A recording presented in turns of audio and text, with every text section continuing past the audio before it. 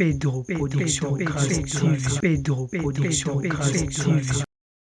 Mbote na biso bande ko balandi shalom tikete kimé na nzambe eza banda ko na bino na ba bureau na bino bozali ko landa biso de partout na internet ozolanda biso awa na Kinshasa et partout na monde nzambe apambola yo na pesi mbote na Pedro Production TV Grâce TV o bayambi biso bakoti biso na etando na bango po ete to te asango malamu na nzambe. Bénédiction ezali ostensible na bomo na yo. Bénédiction ezola tanzoto. Na ebe tozana ba promesse. Ozana bilaka. Oyoka ba prophétie. Nazo sakola. Saison na yo ekokisami sikoyo na comme mon esprit. Ozo mona accomplissement. Sikoyo na comme mon esprit. Pourquoi? La Bible dit tout ce que vous demanderez en priant. Croyez que vous l'avez reçu et vous le verrez s'accomplir. Croyez que vous l'avez reçu et nous ba sikoyo. Nazo ebisa yo bana na yo. O robot à l'obiwana. Ozo bango sikoyo. Pourquoi? Nous avons ici Abraham, ici Sarah plutôt, ici Sarah. L'année prochaine, à la même époque, je reviendrai. À la même époque, Sarah aura un fils. Donc fils a anéwanate. Fils a kota déjà sikoyo. Donc passage en Zambi, nandako Abraham et kota déjà Isaac.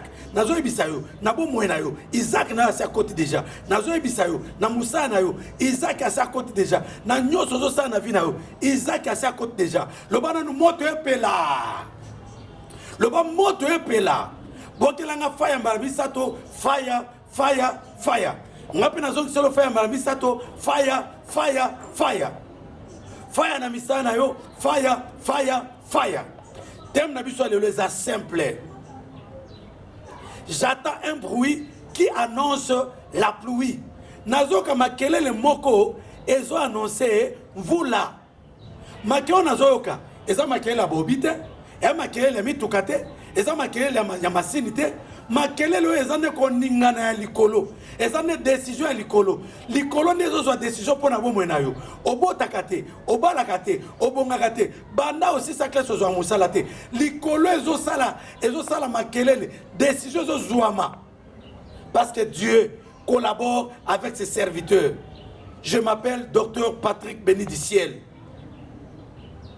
Nzamenalo la pambola yo. Zala connecté, zala branché. Nalingo pesanga attention na yo, pesanga kondima na yo. Oko vivre miracle na nzambe, miracle iliko. Nzambe na lo azo visiter yo. Maboko no batobola, ezo zala kolmate simate sikoyo. Ozoluka mokanda, ozoluka obala, ozoluka stabilité, ozoluka promotion, ozoluka musala, ezola tanzoto sikoyo na kombo na Yesu Christ de Nazareth. La Bible dit, Dieu confirme la parole de ses serviteurs, même la prédiction de ses envoyés. Na sambeli nzambe mokonzi monene nzambe na kemu nzambe na lola zana biso ajoute l'huile à ta parole ona koloba euti pa na yo nazala canal instrument ya pamba pona kopambola libota yo epambolama na nzela na yo na nzela maloba na yo parce que la Bible dit au temps du soir mon peuple sera enseigné par moi-même. Bible zoloba un témoin fidèle apporte la guérison. Tikana me ma guérison na libota na yo. Tikana me ma bénédiction, na me ma bonne santé, na me ma matériel, na me ma vie éternelle na bomo ya bana yo. Na comme on exclut ça mo cause bix na biso. Amen. Matangi na biso alelo ezali na 1 roi chapitre 18 verset 40 kino na 48. J'attends un bruit qui annonce la pluie. Nazoka makelele moko. Nazoka makelele nengo robota mapasa. Boba seka ko tika ba seka. Boba tiola ki omela milangi, tika ba omela milangi. Baza na raison. Toi na démocratie, ba na raison ko critiquer yo. Ba na raison ko humilier yo. Mais lilo basuka ezamba boko nzambe. Moi, j'annonce un miracle pour toi parce que j'attends un bruit qui annonce la pluie de la saison, la pluie de ton travail. Bana raison, yakolba que non, na âge à 40 ans, na âge à 45 ans. Obali na noté. Bana raison. Nana lo bakababoya ki biso lobi. Tala ba pesi biso raison lelo. Tika bat baboya yo lelo. Baza na droit na bango. Yakolba que non, ova na ndako ba parents. Okum na âge à 50 ans. Oui. Wana o bango ba lobi.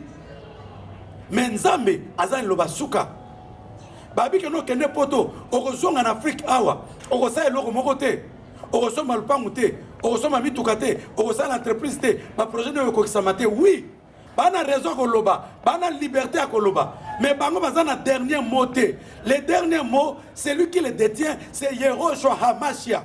Roko Shikara Baba Baba. Je sens une puissance qui pénètre dans ta maison. Je sens une puissance qui entre dans ta vie. Toi qui es malade, l'Éternel va te guérir. Toi qui es malade, l'Éternel va te toucher. Tu seras guéri ce soir. Tu seras guéri. L'Éternel va faire en sorte que ta bénédiction se matérialise. La Bible dit, il appelle à l'existence les choses qui n'existent pas comme si elles étaient. Et l'okoni ne a pas s'il besoin en Zambie. Ange a na Marie.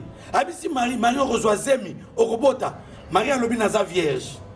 Naebi mibalite. Oui, oza vierge. Oebi mibalite. Mais pas ange.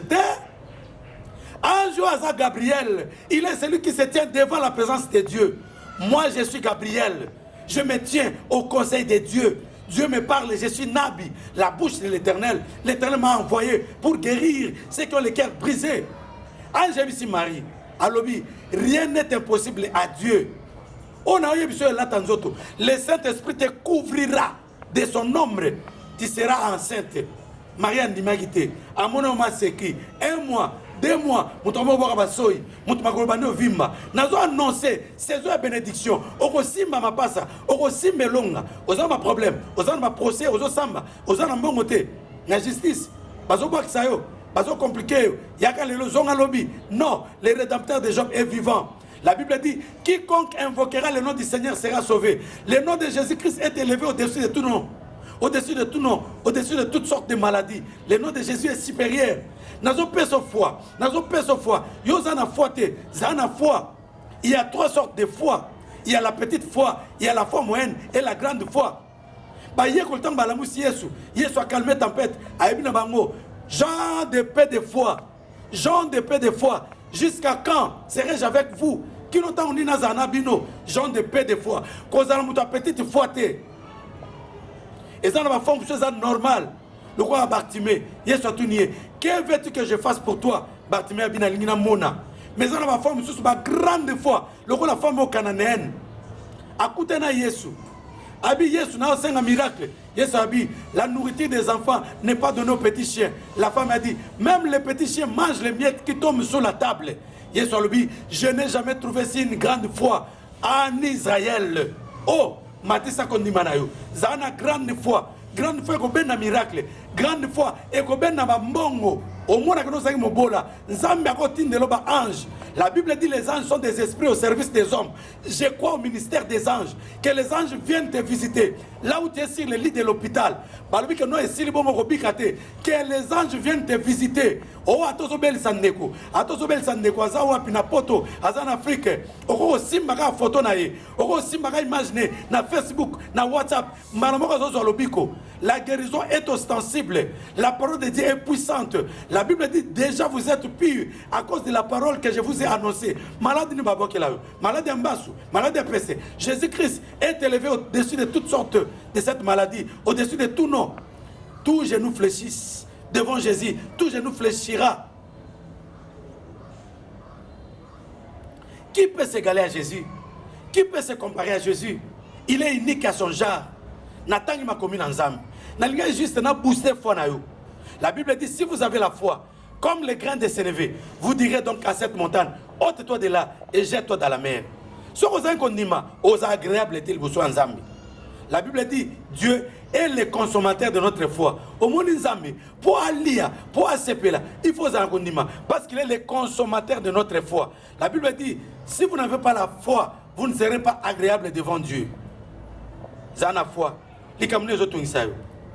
Olingi mikande bi manapoto benga biso, benga prophète, benga docteur Patrick, benga nga ko hésiter na ko bondela pono na ko landelo na ba prière. Ozana problème bala lingo soute, divorce, benga biso. Ozo botate, benga na numéro zo mona affiché wana. Je vais prier pour toi. Je vais invoquer mon Dieu. Je vais prier mon Dieu. Je vais supplier mon Dieu. Il viendra à ton secours. Je crois à la parole de Dieu. Je crois à la promesse de Dieu. Dieu est capable de faire quelque chose. Il n'a pas de conseiller. Quand il agit, la Bible dit, j'agirai et qui s'y opposera, j'agirai. Nakozwa ta na malueka, nakozwa ta na mboka, azwa David na mboka, atomola comme se pemene roi. Il est capable de tout sauf de rien. J'agirai, qui s'y opposera? Nani, politicien T, colonel T, général T, président de la République T. J'agirai, qui s'y opposera? Nani à côté les mélamak. Moka Nanzambi, Nana Kotel me Miango Nanzambi, Nana Kotel me Bilaka Nanzambi. Lazare a koufi 4 jours plus tard, Jésus a sekousié. Nazon ni manalise qu'on a eu, Nazon ni mana guérison, Nazon ni magano mona bika mon Nanzambi. Ça c'est une prédication. Les enseignements c'est un autre jour.